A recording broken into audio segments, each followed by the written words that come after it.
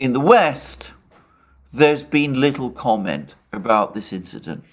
And one of the reasons why there has been little comment about this incident is because, of course, the Russians, as the Ministry of Defense has just told us, captured or destroyed 4 armoured fighting vehicles and 5 pickup trucks. There's also some reports that a tank was also involved in this operation and that it too has been destroyed, but I've seen no pictures of it.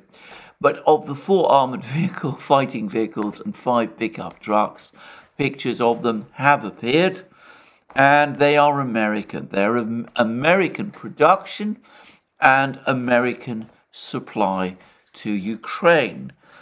Now, why is that important? The reason it is important is because the United States, the US authorities, repeatedly and incessantly tell us that the Ukrainians are only supplied American equipment in return for categorical undertakings that they will not use this American equipment to carry out strikes on Russian territory itself.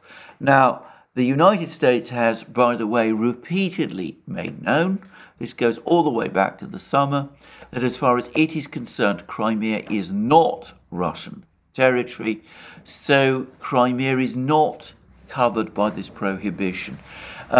Jake Sullivan said this again a couple of days ago, and I think a lot of people, especially in Russia, picked this up and thought that he was somehow green-lighting Ukrainian attacks on Crimea. That is absolutely correct, but he gave that green light months ago. So there's nothing new in that statement that Jake Sullivan made.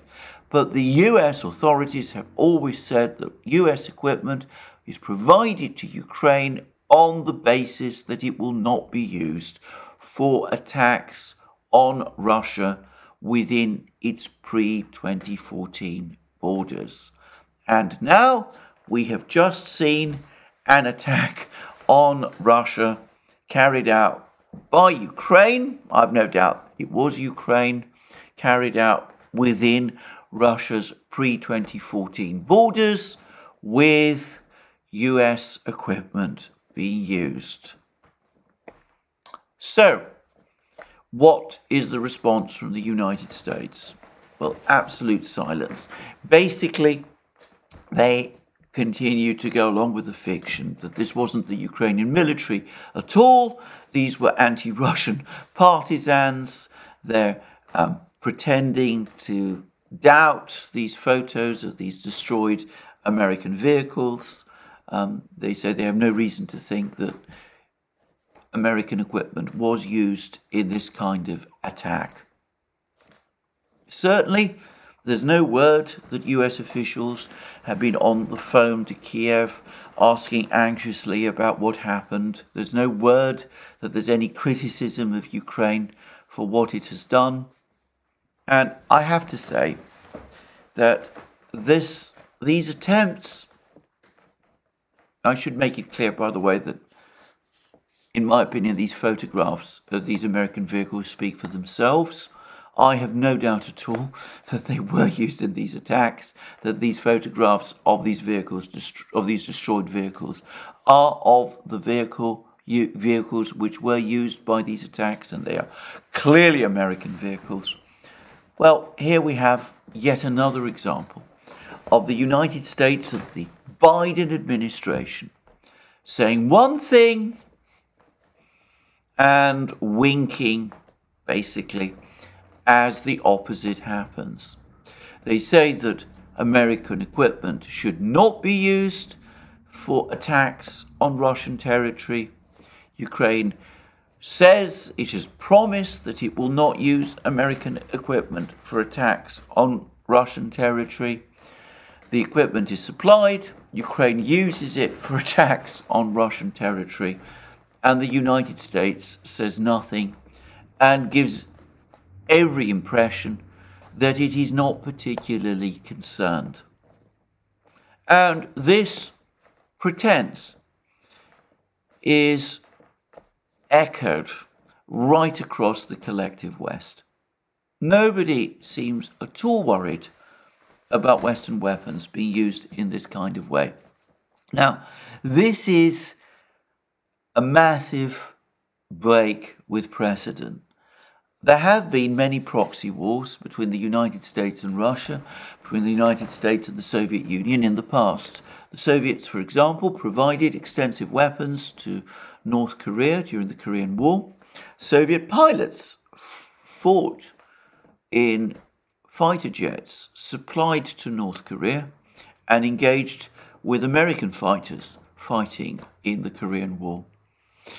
The Soviets also supplied large quantities of equipment and machines, surface-to-air missiles, tanks, fighter jets, radars, all that kind of thing, to the North Vietnamese during the Vietnam War. And of course, some of that equipment was also used against the US, especially the US Air Force. And some years ago, admissions trickled out of Moscow that Soviet technicians and advisors, so-called, were involved in operating some of the surface-to-air missiles, the SAM-2 missiles, S-25 missiles, as the Russians refer to them, which were used by the North Vietnamese to shoot down US bombers. But at no point in time did the Soviets supply weapons to any proxy which were intended for use on the territory of the continental United States itself. That was an absolute taboo.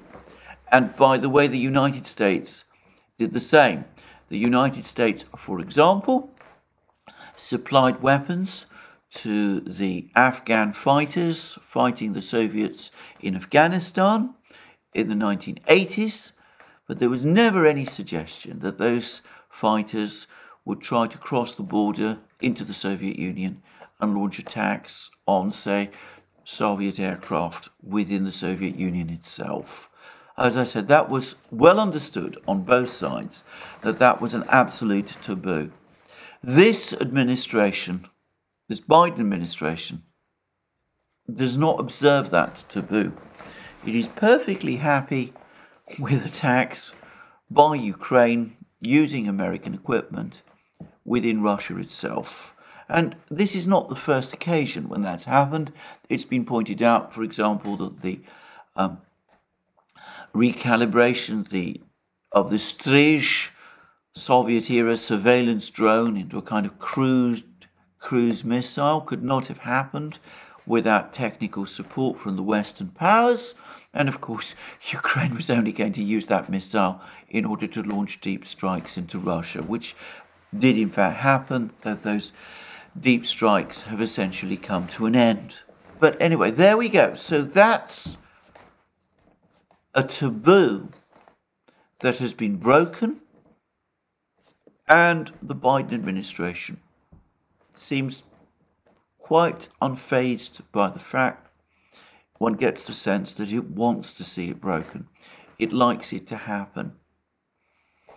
Now, I find this extremely disturbing and very ominous, and I do wonder whether a precedent has been set which might, in time, be used in all sorts of ways, which I don't want to speculate about on this program. But I will say something else, which is that once again, the Biden administration pretending that American weapons are supplied purely on guarantee that they will not be used to carry out attacks on Russian territory, and then looking the other way when attacks are made on Russian territory using precisely that sort of equipment, and then going on to supply more equipment in the knowledge that that equipment has been used in the past and no doubt will be used in the future to carry out more attacks on Russian territory. Well, all that does is that it further undermines trust between the great powers, between the Russians and the Americans in this case. The Russians see that in a simple to use a simple word, the Americans are lying. And given that the Americans are lying, and this has been a long-running concern that the Russians have had about their interactions with every single US administration going all the way back to the Clinton era, but most especially with the Biden administration, that is going to make any negotiations, any attempt to try and sort out negotiations between the Americans and the Russians, be it over Ukraine or over any other issue, extremely difficult, perhaps even impossible. How do the Russians negotiate with a party which continuously lies to them? No one in Washington, at least no one in the administration, seems to understand that. Nor do they understand that, or so it seems to me, in connection with their relations with China. We've just had an incredibly aggressive, incredibly confrontational statement from the G7 about China. The Financial Times, as I discussed in a recent video, spoke about it as the harshest statement about China the G7 has ever published. And yet, we had a press conference in which we had President Biden talking absurdly about a rapidly approaching thaw in relations between China and the United States. And there have already been commentaries about this in the Chinese media. There's one in Global Times. They're saying this is again in complete contradiction. The United States says one thing, it says it wants something completely different. How can we trust people who talk to us or talk about us in this way? And I've never known this. I mean, I have to say the United States has always been, for countries that have to interact with it, and this has been true throughout my lifetime, a difficult country in many respects to interact with. But I have never known a collapse in straightforwardness and honesty such as has taken place in American diplomacy since this particular administration took office in January 2021. Anyway, that is all I'm going to say about this Belgorod incident. In my opinion, it's the last point, the fact that American weapons were used, and quite ostentatiously used. The Ukrainians have lots of other trucks that they could have used for this, Soviet-era trucks, whatever it was that you like, but they chose to use American ones. Anyway, the fact that this was done in this kind of way, with American equipment, that for me is the single most important thing about this episode. It's the one that the Russians have noticed and are taking most seriously, and the Russian media is full